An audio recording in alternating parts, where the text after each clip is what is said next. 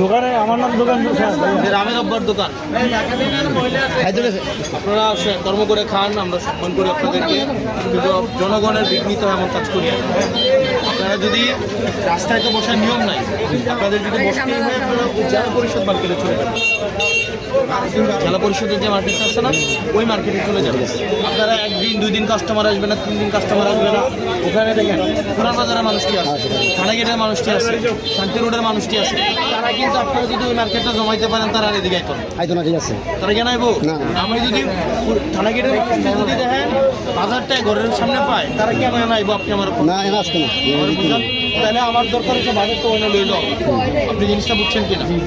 তাহলে এখন যদি ম্যাজিস্ট্রেট আইতো তাহলে কিন্তু এটি লয়ে যেত। কারণ আমি আমার চাচা ভাই, ম্যাজিস্ট্রেটে আমি রিকোয়েস্ট করছি যে আজকে যাওয়ার লাগবে না। আমি তারা কই আইছি, তারা 2 দিন সময় দেয়, তারা 2 দিনের মধ্যে জেলা পরিষদে যাই। বুঝছেন? খুব কথা দিচ্ছেন, আমি কিন্তু রেগুলার আসবো।